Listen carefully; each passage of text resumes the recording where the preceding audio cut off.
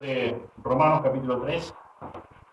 Hoy Dios mediante vamos a profundizar solamente el versículo 9, pero vamos a leer el párrafo que comprende el versículo 9 al 20. Dice así Romanos 3, 9. ¿Qué pues? ¿Somos nosotros mejores que ellos? En ninguna manera, pues ya hemos acusado a judíos y a gentiles que todos están bajo pecado, como está escrito, no hay justo ni aun uno, no hay quien entienda, no hay quien busque a Dios. Todos se desviaron, a una se hicieron inútiles. No hay quien haga lo bueno, no hay ni siquiera uno. Sepulcro abierto es su garganta, con su lengua engañan. Veneno de áspides hay debajo de sus labios. Su boca está llena de maldición y de amargura. Sus pies se apresuran para derramar sangre. Quebranto y desventura hay en sus caminos, y no conocieron camino de paz. No hay temor de Dios delante de sus ojos. Pero sabemos que todo lo que la ley dice, lo dice a los que están bajo la ley, para que toda boca se cierre y todo el mundo quede bajo el juicio de Dios. Ya que por las obras de la ley ningún ser humano será justificado delante de él, porque por medio de la ley es el conocimiento del pecado. Amén. Señor, una vez más nos dirigimos a ti, Señor, recurriendo, Señor, para que tú nos ayudes, para que tú, Señor, nos ilumines, Señor, y podamos realmente entender, seguir entendiendo lo que tú nos enseñas a través de Romanos capítulo 3. Pedimos, Señor, por los presentes, como hemos hablado al comienzo, y pedimos, Señor, por aquellos que quizás en esta mañana no han podido llegar. Pedimos, Señor, que tú les bendigas y obres también en sus corazones. Pedimos, Señor, una bendición nuevamente por las maestras y por los niños, Señor, en su clase. En el nombre de Jesús oramos. Amén. Amén. La culpa del hombre es producto de su propio pecado. ¿Cuántas personas te has acercado para presentar el Evangelio y en su concepto te han comunicado que se consideran buenas personas, no tan malas personas? En más de una oportunidad, mucho más de una oportunidad, muchas personas me han expresado que no son tan malas, que por eso están creídas de que el resto, también por un trabajo de psicólogos y de líderes religiosos que enseñan algo totalmente incorrecto, atribuyen a que el medio ambiente, la sociedad, las personas que nos rodean muy de cerca, son los que nos hacen una mala persona o tener una mala conducta. Pero ellos en esencia se consideran que son buenas personas. Por lo tanto, de ahí como que no ven la necesidad tampoco de un Salvador, no ven la necesidad de perdón de sus pecados. Piensan ellos que por hacer cierta cantidad de buenas obras pueden equilibrar, porque después comienzan, digamos, a reconocer que, bueno, cuando vos lo confrontás con la palabra de Dios, con la ley de Dios, comienzan a reconocer algunas cosas, algunos pecados, y entonces dice, bueno, pero no soy tan malo, y te empiezan a señalar ciertas personas que ellos sí consideran que son viles pecadores. Pero acá la Escritura, en versículo 9, dice, ¿qué pues? ¿Somos nosotros mejores que ellos? Dice Pablo, en ninguna manera, ya que hemos acusado a judíos y a gentiles, como hemos venido estudiando, que todos estamos bajo pecado. Pero es muy propio de nuestra naturaleza pecaminosa, depravada, totalmente, el tener ese sentimiento de culpa. Y es por eso que muchas veces cuando se cometen pecados o faltas, enseguida apuntamos a otra persona que tiene la culpa. No somos propensos a reconocer nuestra propia culpa y a pedir perdón y a arrepentirnos por eso que hicimos. Como que naturalmente es como un efecto gatillo que enseguida disparamos a que el otro tiene la culpa. Que no, porque tal circunstancia me presionó a hacer esto, o a decir esto, o a decir esta mentira. Pero estas personas, por naturaleza, todos por igual, porque delante de Dios somos todos pecadores, miles pecadores, sentimos culpa por naturaleza. Y no solamente por las cosas que hacemos mal. Nos damos cuenta que en nuestro interior verdaderamente no estamos bien delante de Dios. Y ese sentimiento de culpa muchas veces va creciendo y no sabemos qué hacer. Una persona, hablando de este sentimiento de culpa, dijo que es uno de los ejercicios más dolorosos de mayor automutilación y consumo de tiempo y energía en la experiencia humana. Esa es la culpa, dijo esta persona. Ella puede arruinarte el día, puede arruinarte la semana, puede arruinarte el mes, puede arruinarte el año o puede arruinarte toda la vida. Este sentimiento de culpa. Es como, dice esta persona, es como una piedrita en el calzado que aparece cada vez que haces algo deshonesto. Aparece cada vez que decís algo hiriente. Aparece cada vez que tenés una actitud egoísta, soberbia, arrogante. Algo que poco a poco te está matando. Te agobia, te presiona, te arruina el día, como dicen muchos. Esto realmente me arruinó el día. Un antiguo filósofo romano escribió que toda persona culpable es su propio verdugo.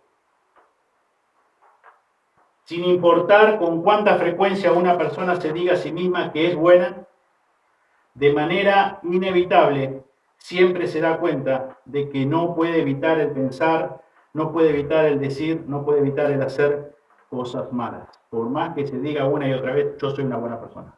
Yo no soy como fulano, mengano, que hizo tal cosa, o que hizo lo otro, que dijo esto. Una y otra vez. No podemos dejar, por naturaleza, de evitar, de pensar o de hacer cosas malas. Y eso, en consecuencia de eso te hace sentir culpable. Y eso es la conciencia que Dios ha puesto en cada ser humano, porque Él se ha revelado a todos y ha puesto, dice la Escritura, como ya lo hemos estudiado, la conciencia.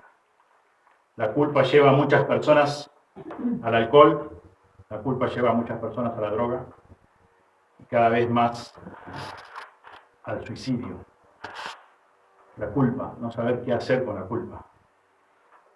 Dice este filósofo, es su propio verdugo. La culpa es tu propio verdugo.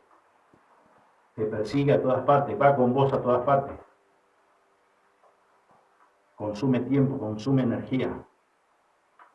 Y por más que vez tras vez se diga, se exprese, se proclame, soy una buena persona, no soy tan mala persona, sabés que en tu interior no es así. Sabés que esa no es la verdad. La terapia de los psicólogos consiste básicamente en culpar al medio ambiente, al ambiente que nos rodea, a las personas que nos rodean de una forma más cercana, a la sociedad en general. Esa es la terapia, básicamente, de los psicólogos. Pero aún así, el ser humano sigue siendo incapaz de escapar de los sentimientos generados por su propia culpa. Por más que vez tras vez el psicólogo diga, no, pero en realidad vos no sos tan mala persona, o sos buena directamente, sos buena persona, no te sientas así. Los malos son los que te rodean. Los malos, la maldad está en la sociedad en general. Y cuando alguna terapia de algún psicólogo puede cobrar un cierto resultado, va a ser ese resultado muy superficial y muy temporal también. No va a ser permanente e infinitivo. No va a ser un resultado profundo o completo, total. Y las personas no saben cómo librarse de ese sentimiento de culpa. No saben cómo hacerlo. Entre más buscan diferentes soluciones para su problema de ese sentimiento de culpa, se sientan aún más culpables. Más culpables. Si pensamos en las personas que usan el alcohol para olvidar esa culpa, para menguar, para apaciguar esa culpa, después se sienten más culpables. Lo mismo de las drogas. El sentimiento de culpa es tan solo el síntoma del verdadero problema que es el pecado en la raza humana. Ese es el verdadero problema, el pecado. Y la culpa es un síntoma o es una luz roja que se nos prende, digamos, hablando automovilísticamente, en el tablero. La culpa, porque pecamos, porque ofendimos a Dios.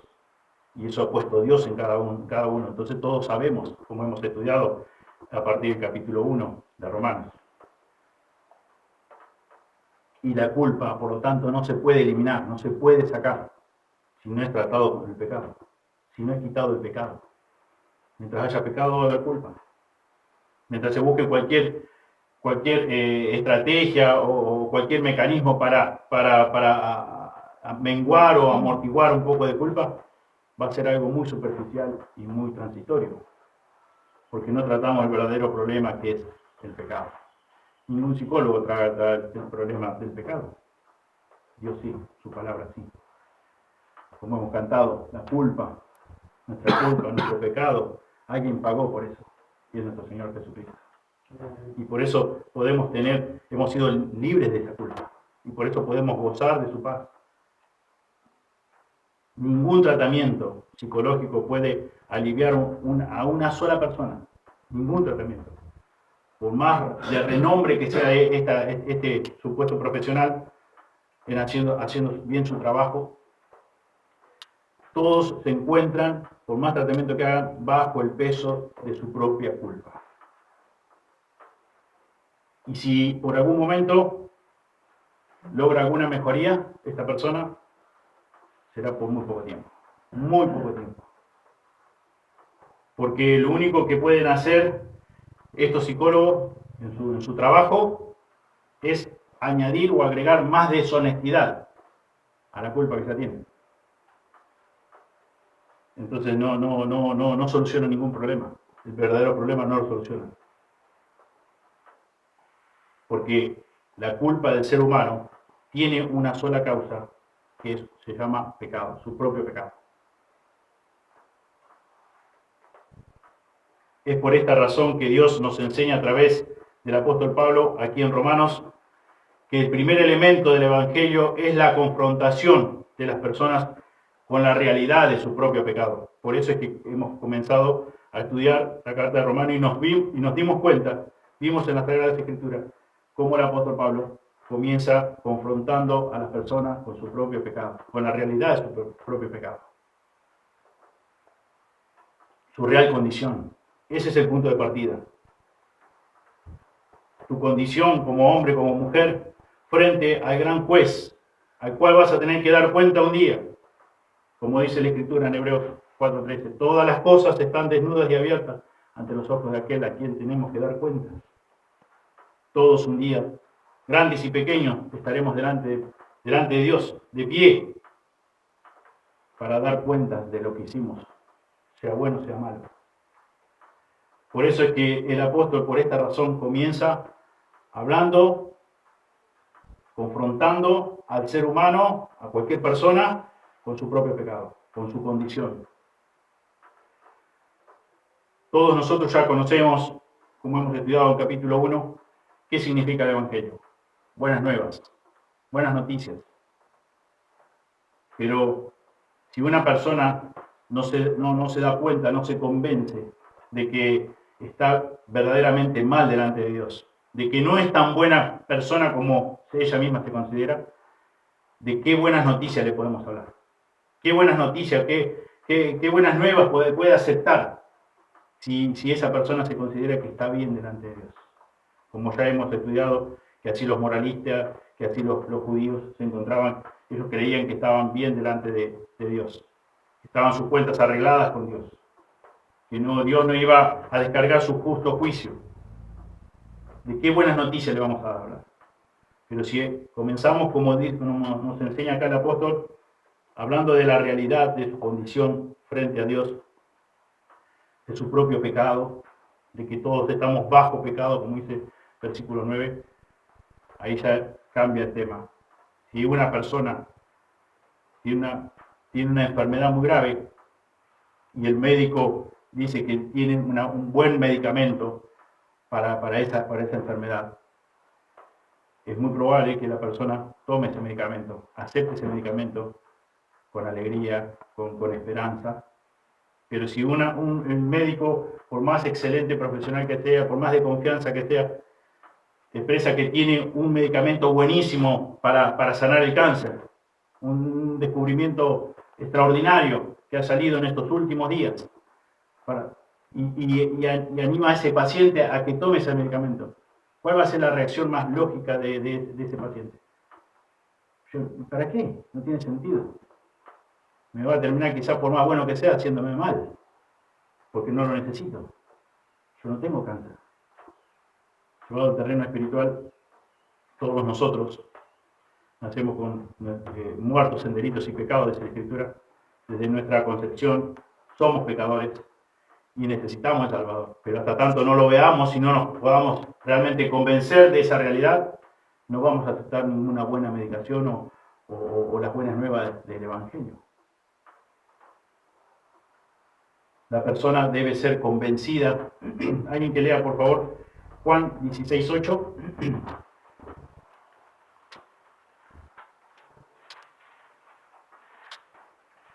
Dice la Escritura que el Espíritu Santo nos convence de pecado, justicia y juicio. Y hasta tanto no ocurra eso, la persona no se dé cuenta de su real enfermedad, no va a aceptar nada. ¿Quién lo puede leer? 16:8. Y cuando Él venga, convencerá al mundo de pecado, de justicia y de juicio. Muy bien, ahí está hablando obviamente del Espíritu Santo. Si se fijan ahí en versículo 7, dice, pero yo os digo la verdad, os conviene que yo me vaya, porque si yo me fuera, el Consolador no vendría a vosotros, más si me fuere, os lo enviaré. Y él dice que convencerá a las personas de pecado, justicia y juicio. Eso obviamente es un obrar del Espíritu Santo, pero la persona tiene que llegar a convencerse. Y nuestro deber, lo que nos enseña acá el apóstol, es que nuestro deber es comunicar esa información, esa realidad. Sabemos que nosotros no convertimos a nadie, que la obra es de Dios, pero Dios quiere usar su palabra. Él quiere que nosotros nos limitemos a exponer su palabra, no mis propias ideas. No tus propias ideas.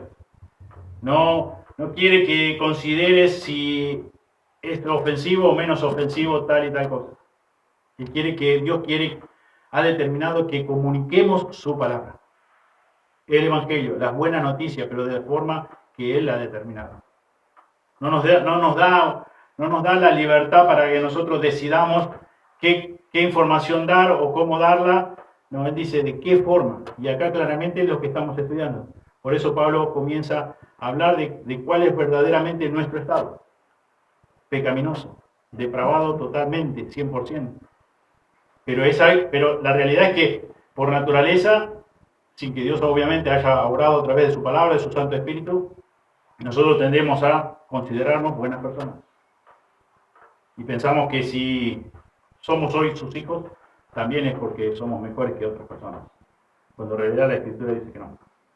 Que todos estamos en la misma condición, muertos en delitos y pecados. Como dice Efesios 2. Hijos de desobediencia, hijos de ira, lo mismo que los demás. Todos iguales. Y es el obrar del Espíritu Santo. Entonces nosotros debemos comunicar el Evangelio. Partiendo el punto de partida debe ser lo que nos enseña acá Romanos 3:23 también, que todos conocemos. Porque por cuanto todos pecaron y están destituidos de la gloria de Dios. Ese es el punto de partida. Todos los seres humanos son pecadores. Nosotros también estábamos bajo el yugo de la esclavitud del pecado. Nosotros también éramos 100% pecadores y no podíamos hacer otra cosa que pecar. Y gracias a Dios, porque Él usó su palabra, porque Él usó su Espíritu Santo. Y hoy, si bien continuamos viviendo con nuestra vieja naturaleza, pero ya hemos sido libertados, ya tenemos nuevo nacimiento espiritual. Ya el pecado no tiene poder sobre nosotros. Como vamos a ver, como lo expresa claramente el apóstol acá en versículo 9. Pero el punto de partida es este. por cuanto todos pecaron. Todos los seres humanos, por más, porque yo he escuchado, no sé ustedes, pero he escuchado a decir a varias personas, mira, conocí a tal persona, ya sea hombre, ya sea mujer, pero tan buena persona, reúne todas las cualidades, lo único que le falta es conocer a Cristo. Pero a decir verdad, según la Biblia, no es así.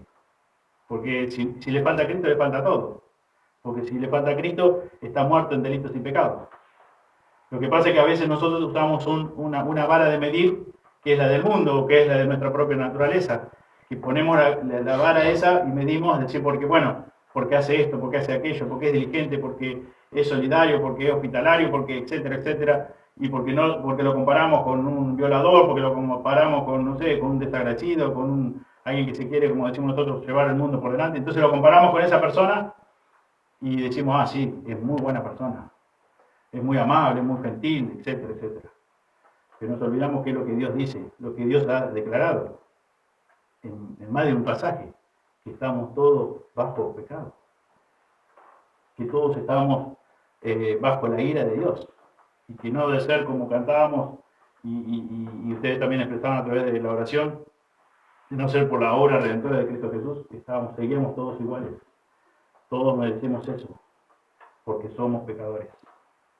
Esa es nuestra naturaleza, pecadores. No somos buenos. Somos pecadores que algunas veces, rara vez, podemos hacer algo bueno, pero la esencia no es buena. La esencia es mala, depravada totalmente. Buena en comparación de quizás de ciertas cosas, ciertos valores morales, nada más. Pero bueno en esencia, no hacemos nada, porque no puede generar algo pecador, algo depravado, algo bueno. Pablo declaró en los primeros 2 capítulos que hemos ya estudiado que tanto el gentil pagano como el judío religioso son pecadores. Y por ende, ya lo hemos estudiado, son culpables delante de Dios. Tanto gentiles como judíos están condenados ante la mirada del Dios infinitamente santo. Todos por igual. Porque los judíos ya habíamos visto que ellos pensaban que sí estaban condenados, que debían ser castigados, que eran culpables, los gentiles. Pero ellos no. Pero Pablo se encargó, inspirado por el Espíritu Santo de Dios, de dejar bien en claro eso. Tanto judíos, tanto gentiles, tanto religiosos como sea, fariseos, escribas que conocían bien la ley de Dios, condenados, culpables delante de Dios. La realidad es que por naturaleza el ser humano presenta una fuerte resistencia a la verdad de Dios. Nos resistimos a la verdad de Dios. No queremos la verdad de Dios. No queremos acercarnos a la luz porque aborrecemos a Dios. Amamos nuestros pecados. Amamos las tinieblas.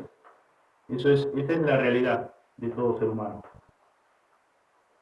Donald Gray dijo, no es nada más que el orgullo terco y egoísta del hombre lo que le impide proceder a la confesión ante Dios, el cual puede traerle una libertad completa, pero él se niega a hacerlo. Fin de la cita. No es nada más que nuestra depravación, nuestro orgullo, nuestro egoísmo, lo que nos impide acercarnos a Dios, confesar a Dios, reconocer nuestra condición de pecadores, nuestra condición que está depravada totalmente, nuestra raza está arruinada por el pecado. Y por naturaleza nos cuesta. Nuestro orgullo nos juega en contra. Somos obstinados, somos tercos, somos egoístas. A un bebé recién nacido, a medida que va creciendo, nadie le enseña a ser egoísta. Nadie le enseña a reclamar por mío. Y sin embargo, es lo que toda criatura manifiesta. Enseguida dice, esto es mío, esto no lo quiero compartir, esto es para mí. O quiero algo y lo quiero ya, no puedo esperar. Y muchas veces eso es lo que vemos en los bebés o en los niños, también lo vemos en los grandes, con distintas cosas. Y es nuestra condición, es nuestro propio pecado. somos egoístas por naturaleza, somos orgullosos por naturaleza, somos arrogantes, tenemos culpa por nuestro propio pecado y enseguida automáticamente queremos librarnos de esa culpa y queremos atribuírsela a otros. Queremos culpar a otros porque no podemos seguir resistiendo el peso de nuestra propia culpa por nuestro pecado. Y es más fácil tirar la culpa a los demás, al otro, a mi prójimo, que reconocerla. Porque me niego, porque me resisto a decir me equivoqué, a decir perdón. Me resisto. Y eso tiene que ver con nuestro propio pecado, con nuestra propia naturaleza. El apóstol, como ya hemos estudiado en los capítulos anteriores, los primeros versículos del capítulo 3, ha presentado el apóstol un testimonio contundente de la pecaminosidad humana.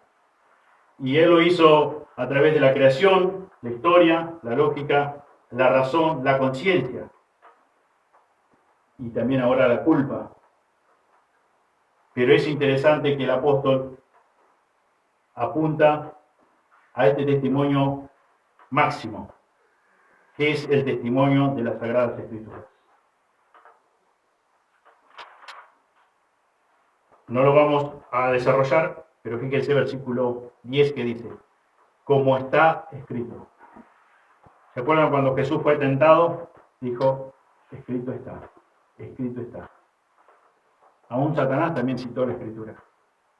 Y acá el apóstol Pablo comienza a citar la Escritura, como está escrito. No hay quien entienda, no hay quien busque a Dios, todos se desviaron a una, se hicieron inútiles, no hay quien haga lo bueno, no hay ni siquiera uno, etcétera, etcétera. Escrito está. Después vamos a verlo ya a partir del domingo que viene, que Salmo señala o hace mención el apóstol. Pablo presenta la consideración del tribunal del testimonio de la propia palabra de Dios como fue revelada así en el Antiguo Testamento. Ahí cuando versículo 9 dice, ¿qué pues? Comienza el versículo, la idea sería, ¿acaso se necesitan más testimonios de lo que ya he expuesto? Entonces ahora voy a decir qué es lo que dice Dios, qué es lo que está escrito, qué es lo que ustedes ya conocen bien. Ustedes conocen las Sagradas Escrituras, ustedes conocen el Antiguo Testamento. Yo voy a comenzar a citarles lo que dice la revelación escrita de Dios. ¿Acaso se necesitan más testimonios? Pablo ya había condenado al pagano inmoral en los capítulos anteriores, al pagano moral también, aquellos que se sentían que eran mejores porque no practicaban ciertos pecados. También al judío moral, al judío inmoral, y anticipándose a lo que podrían estar algunos de sus lectores pensando, formula esta segunda pregunta: ¿somos nosotros, los creyentes, los cristianos, mejores que ellos? Dicho en otras palabras, ¿acaso nosotros fuimos hechos en un molde diferente, en un molde superior, en un molde mejor? ¿Tenemos una naturaleza básica mejor que ellos? ¿Porque somos creyentes? ¿Porque somos hijos de Dios? ¿Porque somos cristianos? ¿Somos mejores a ese grupo de personas? A la cual responde inmediatamente el apóstol diciendo, en ninguna manera, no, en ningún sentido somos mejores que los demás. No es así, no anides eso en tu corazón. No es verdad que nosotros somos mejores porque somos creyentes, porque hemos alcanzado la salvación por medio de Jesús, por medio de lo que Jesús hizo en la cruz. No me refiero a que hemos alcanzado la salvación como si dependiera de nosotros, no. Por gracia somos salvos, por medio de la fe. Toda la raza humana, sin excepción alguna, debe presentarse delante de Dios para rendir cuentas ante el tribunal de la justicia de Dios. Porque, dice la Escritura, porque todos están bajo pecado. Todos estamos bajo pecado. Continúa diciendo el versículo 9, pues ya hemos acusado a judíos y a gentiles, esa expresión ya hemos acusado en su idioma original, era una expresión que se usaba con mucha frecuencia como un término legal para designar a una persona a quien ya se le había imputado una determinada ofensa. Ya hemos acusado, ya hemos dicho, ya hemos aclarado que estas personas están bajo pecado. Ha sido puesto en su cuenta, ha sido determinado este castigo. Y dice, continúa diciendo el versículo 9, que todos están bajo pecado. Y este bajo pecado, esta palabra, este término griego, no quiere decir simplemente que está abajo de algo. Más bien, por el contrario, significa encontrarse totalmente bajo el poder, encontrarse totalmente bajo la autoridad, encontrarse totalmente bajo el control de algo, de alguien. Eso es lo que significa este término, bajo pecado. Por lo tanto, Dios dice en su palabra, para todos aquellos que se creen que son mejores que otros, que son buenas personas, que ellos, sean judíos o no sean judíos, todos por igual están bajo la autoridad, bajo el poder, bajo el control del pecado. Esclavos del pecado. Aquí en Romanos 6,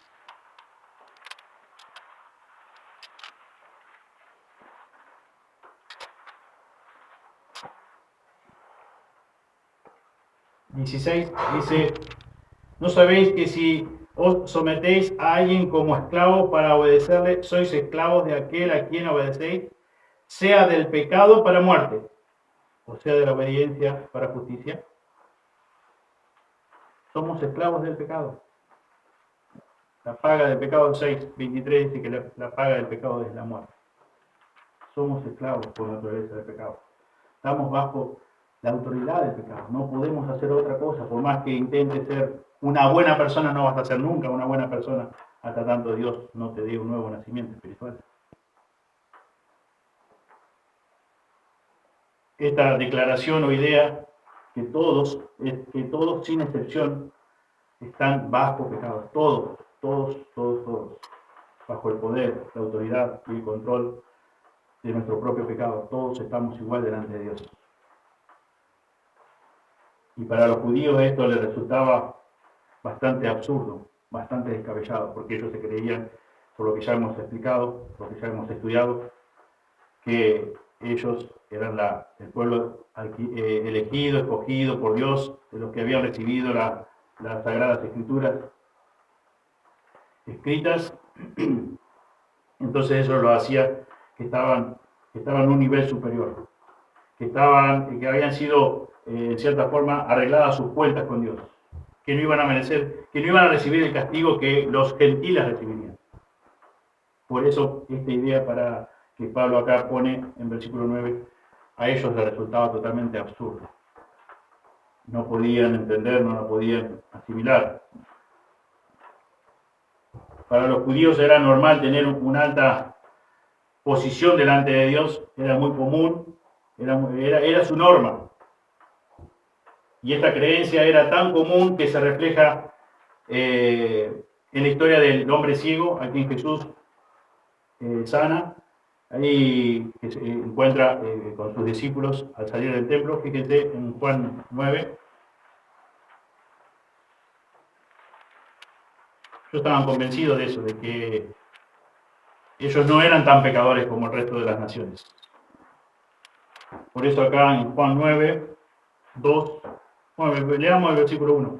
Al pasar Jesús vio a un hombre ciego de nacimiento y le preguntaron sus discípulos diciendo: Rabí, ¿quién pecó, este o sus padres, para que haya nacido ciego?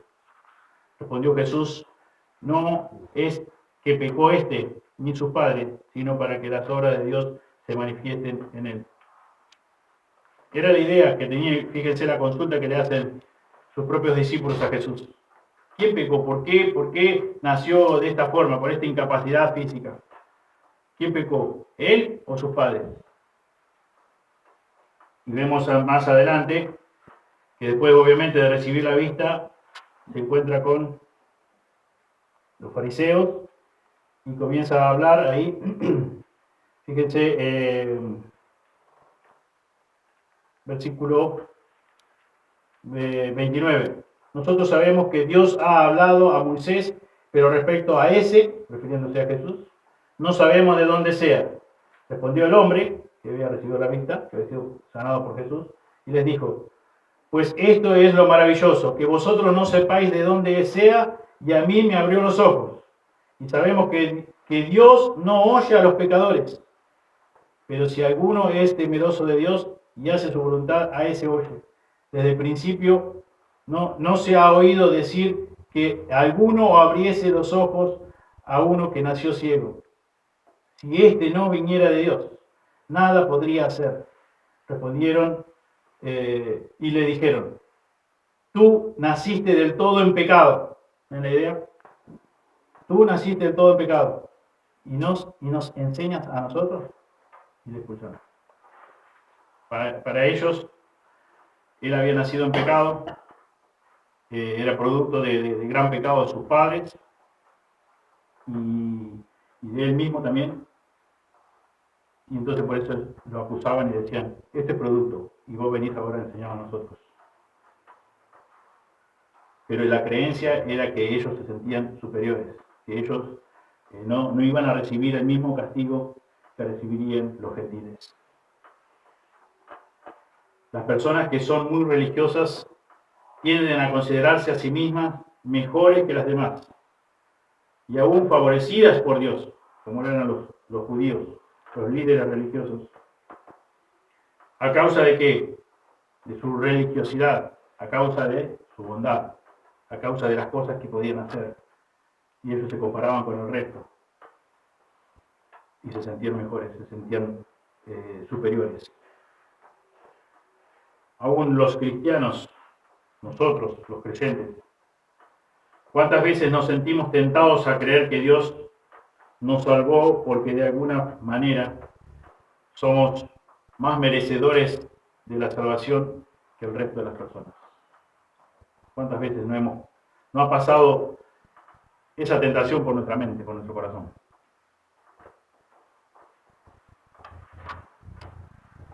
Cuando en realidad una persona es salva cuando ha reconocido su verdadera condición, su verdadero pecado, su incapacidad absoluta para vencer el pecado. No podemos, no estamos capacitados. No tenemos los recursos necesarios, suficientes.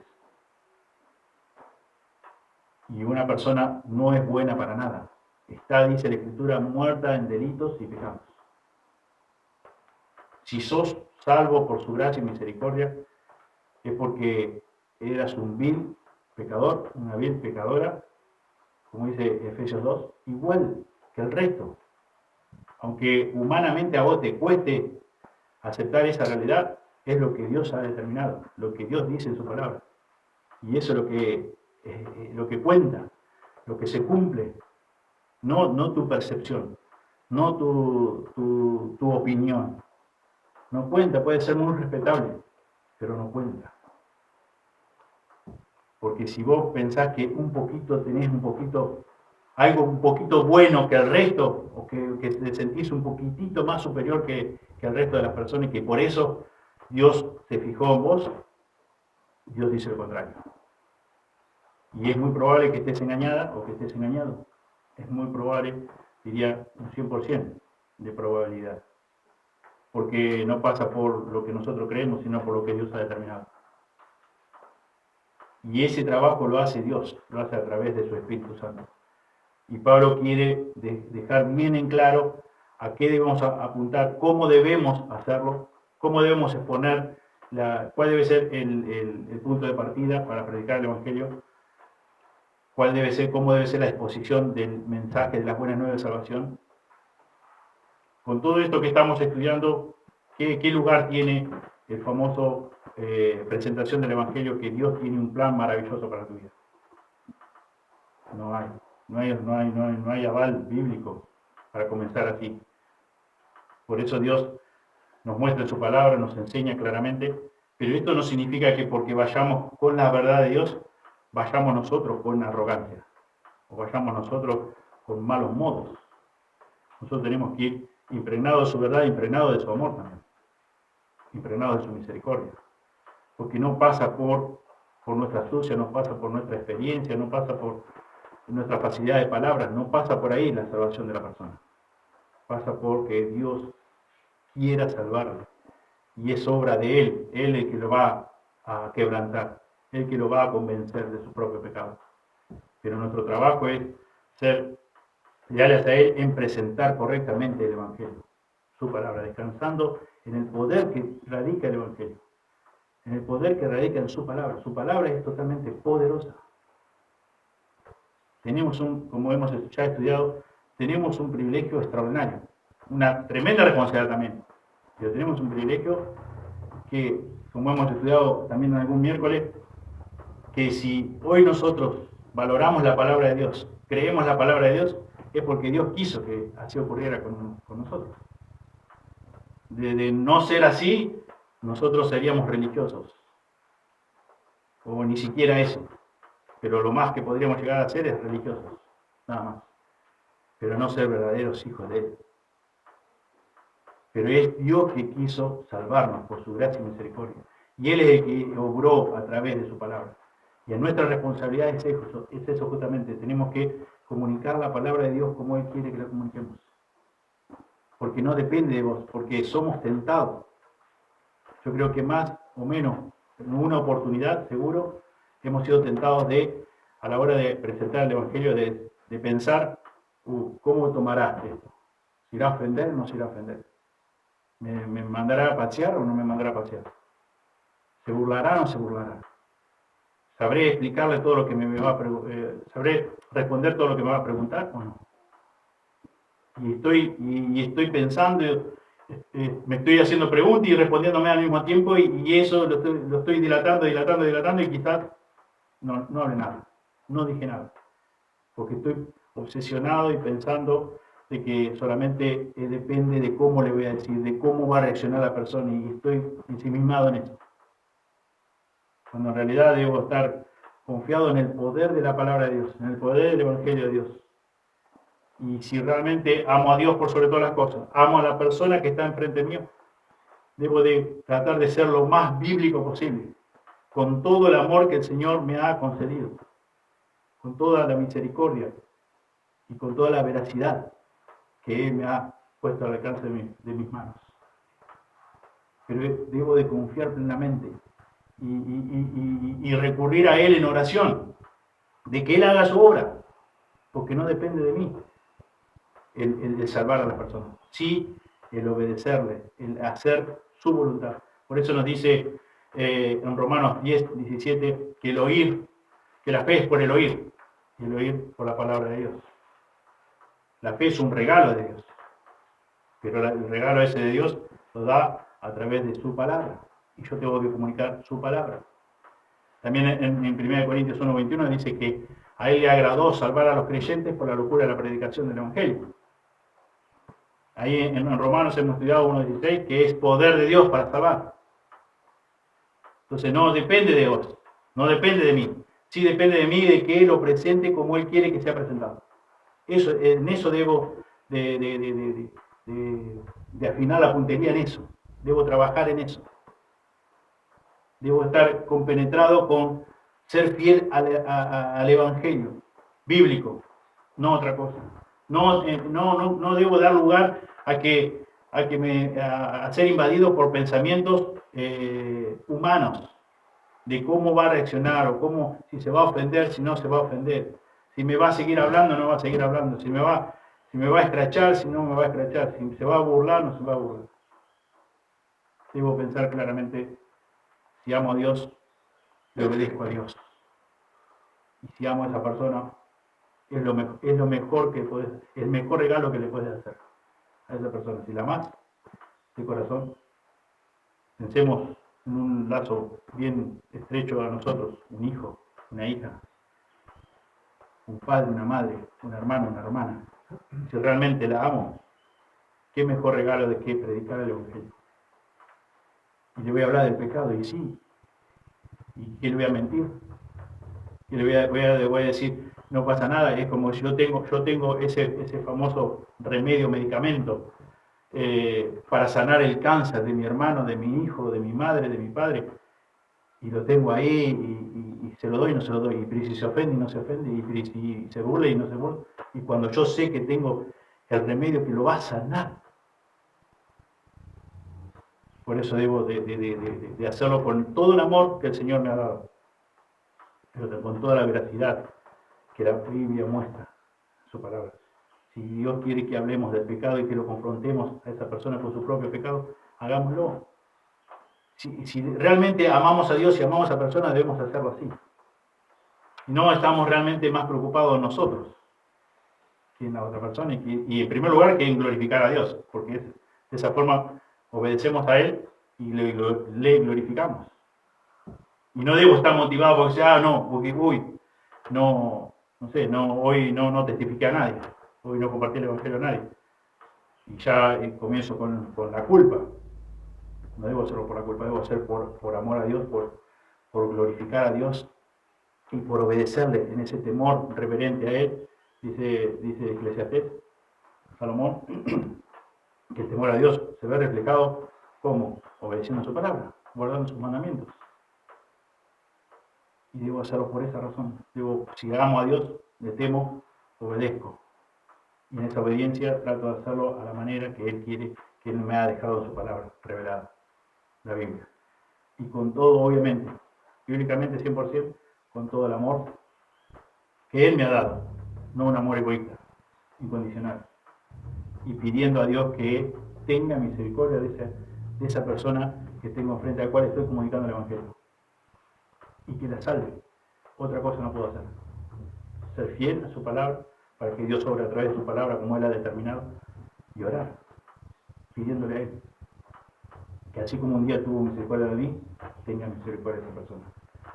Y para ir cerrando, dice 1 de Juan 5:19,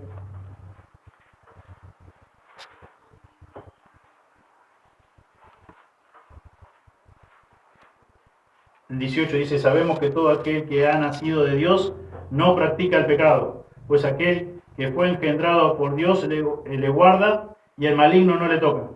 Y versículo 19, sabemos que somos de Dios y el mundo entero está bajo el maligno, dice el apóstol Juan. Cerrando lo que justamente nos dice el apóstol Pablo aquí en Romanos 3:9, que todos están bajo pecado. El mundo entero, dice Juan, está bajo el maligno. Y lo único que podemos hacer para que las personas sean salvos de su propio pecado, de las consecuencias de su propio pecado, es presentar el Evangelio bíblicamente. Oremos. Señor, te damos muchas gracias por este tiempo, gracias por tu palabra, gracias, Señor, por cada hermano, Señor, por cada persona que está aquí, Señor, y en nuestra oración para que podamos hacerlo a la manera tuya, Señor, al compartir el Evangelio, que, Señor, que no estemos tan preocupados por la reacción de las personas, sino que realmente nos gobierne en cierta forma el glorificarte a ti en primer lugar, luego, Señor, el amor genuino por la persona que tenemos enfrente, y, Señor, si realmente la amamos, vamos a decirle la verdad. Señor, esperando el poder de tu palabra, obrando en su corazón, el poder de tu Espíritu Santo, de convenciéndolo de pecado, justicia y juicio. Porque no depende de nosotros, sino depende de ti. Señor, por eso recurrimos a ti en oración, para que tú salves a nuestros seres amados, que también más de una oportunidad han escuchado tu palabra, el Evangelio. Y, Señor, también bendice y obra en los corazones de compañeros de trabajo, de conocidos, de vecinos. Pedimos todo en el precioso nombre de Jesús. Amén. Muy bien.